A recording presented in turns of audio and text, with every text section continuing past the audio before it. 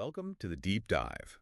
Today we're tackling something pretty significant, especially if you've ever felt that this whole exciting world of large language models just doesn't quite speak your language, literally.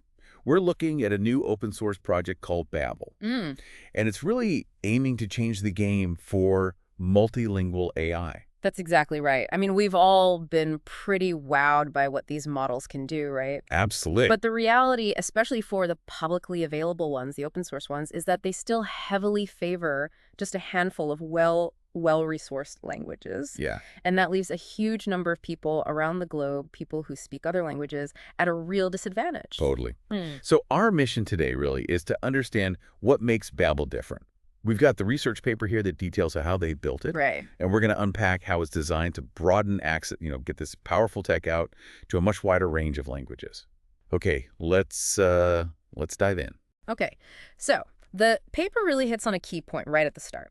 This uneven playing field for language support in open source LLMs. Yeah. A lot of models just tend to focus on languages like, say, French, Arabic, German, mostly because there's just tons of training data easily available for them. But what really jumped out at me were the numbers, the speaker numbers they compared. You've got languages like Hindi, Bengali, Urdu, massive numbers of native speakers, right?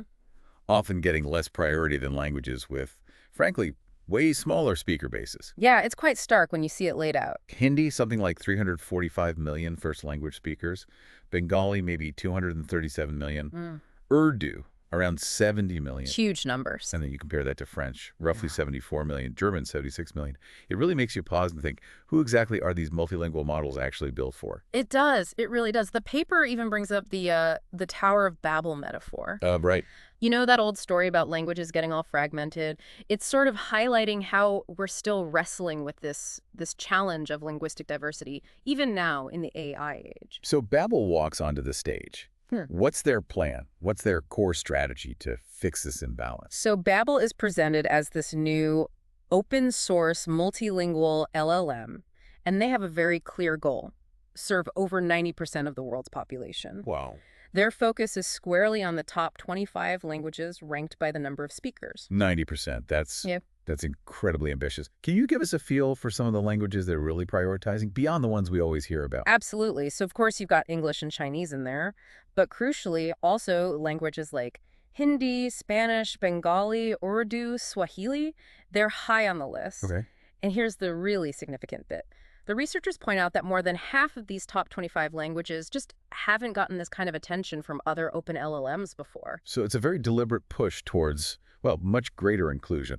And in terms of sheer numbers, what kind of reach does that translate to, this focus on the top 25? Well, the paper estimates that by concentrating on these languages, Babel could potentially serve around 7 billion speakers globally. 7 billion. Yeah. That's a truly massive potential impact for global communication, access to information, everything. Okay, so the ambition is huge.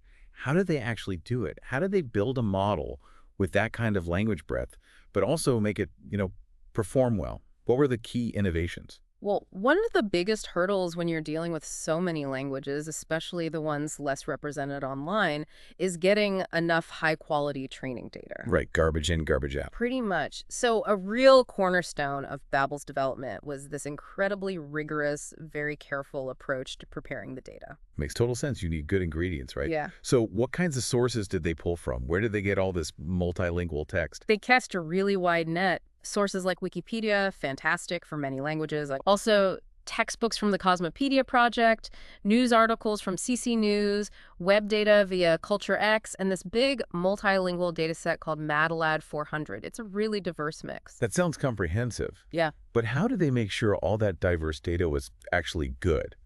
Especially for languages where, maybe there isn't as much curated stuff out there. Okay, this is where their three-stage data cleaning process is key. First up, they did what they call normalization. Normalization. Yeah, think of it like a basic filter. Getting rid of documents that were, say, too short or had too many numbers or weird characters, often signs of low-quality text. Got it. Just weeding out the obvious junk first. What was step 2? Step 2 involved using an AI, an LLM actually, as a quality classifier. Interestingly, they trained a smaller model, Qwen 2.5 0.5b Instruct, to do this job. Okay. But here's the clever part. They used a very powerful commercial model, GPT-4o, to help evaluate and score potential training data first. Oh, yeah. And then this is crucial, actual human linguistic experts reviewed those scores to make sure that only genuinely high-quality data was used to train their own little quality classifier model. So it's like AI smarts guided by human expertise. That sounds really robust. Yeah. A smart way to handle quality control across so many languages. And the final step, what was 3? Deduplication. Basically making sure they weren't feeding the model the same text over and over again. Right.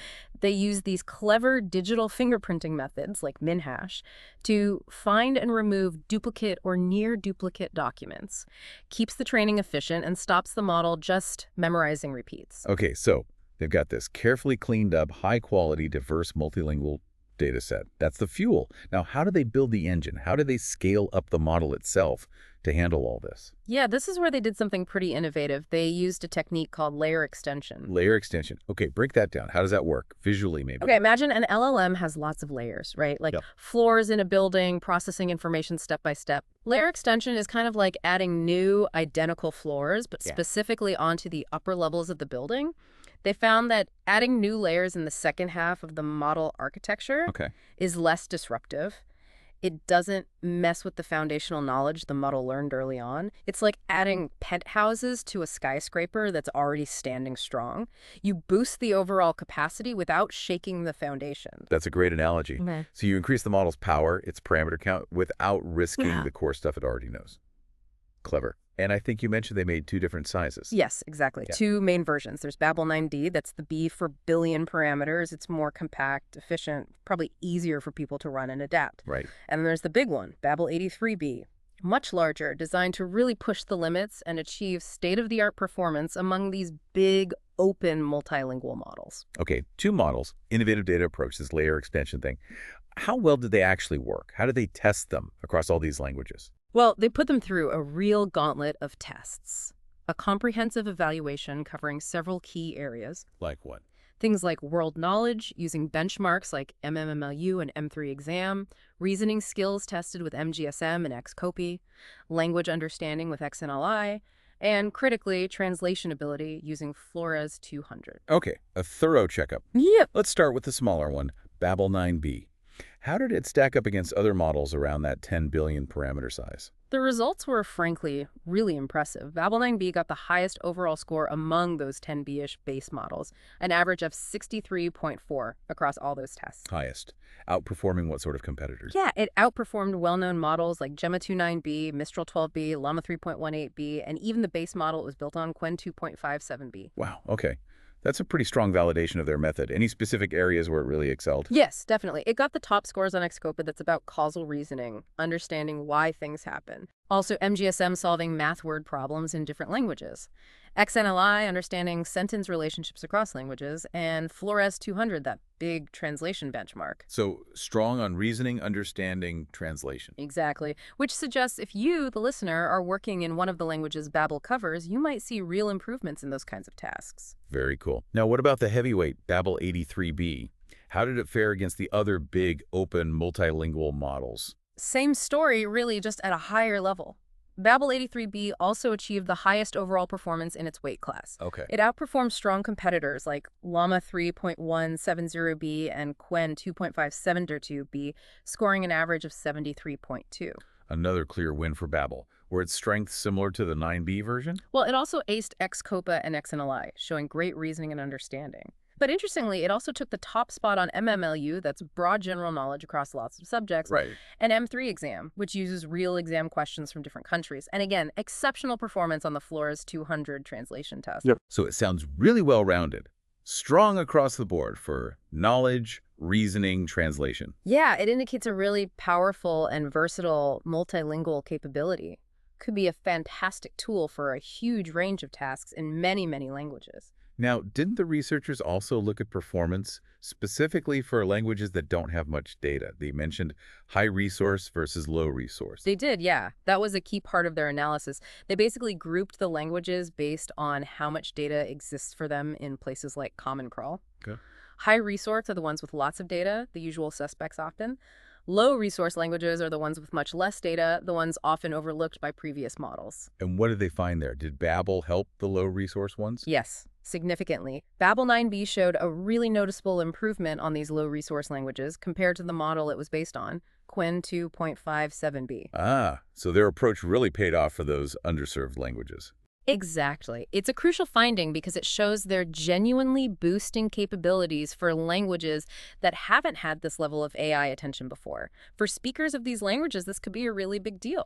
That's fantastic news, hitting that inclusivity goal. Yeah. But did they have to sacrifice performance on the high-resource languages to do that? Was there a trade-off? That's the really encouraging part. Apparently not. The paper suggests Babel 9b performs strongly on the high-resource languages too. So a good balance. Yeah, it seems to strike a good balance, delivering solid performance across the whole spectrum of languages they support. Okay, one more piece. The paper talks about creating chat versions using supervised fine-tuning, SFT. Can you quickly explain what that is and why they did it? Sure. SFT is basically taking the base model, which is trained on tons of text, and then training it a bit more, specifically on question and answer pairs or instructions and responses, like conversation examples. To make it better at chatting. Exactly. It helps the model learn to follow instructions better, be more helpful, sound more natural in dialogue. So they use public data sets like Wild Chat and everything, instruct Multilingual to create Babel 9b chat and Babel 83b chat. And did it work? How did those chat versions perform? Anything interesting from that process? Yeah, it definitely improved conversational abilities. And one interesting finding was that using multilingual SFT data actually gave better overall results than just using English data. Ah, so multilingual training helps even at the fine-tuning stage. Seems so. Their SFT data mix was about 40% English, 10% Chinese, and the other 50% spread across the other supported languages. And the results for the chat models.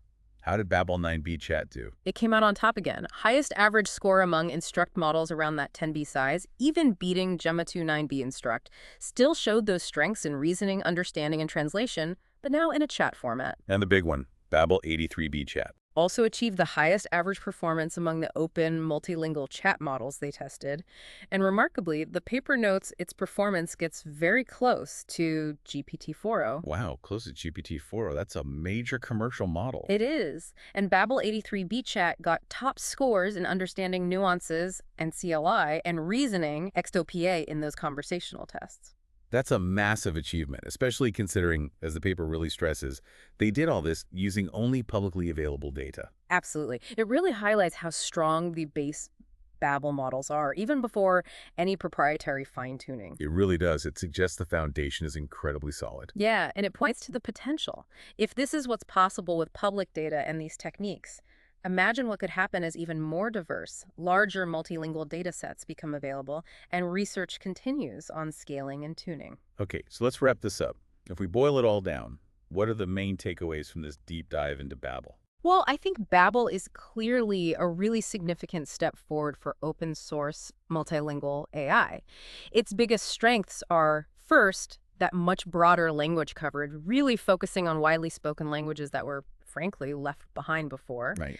And second, through clever techniques like their data cleaning process and this layer extension method, they've managed to achieve genuinely state-of-the-art performance, even getting close to top commercial models in some cases. It really sounds like a potential game changer for making this powerful AI tech more accessible, more equitable, on a truly global scale.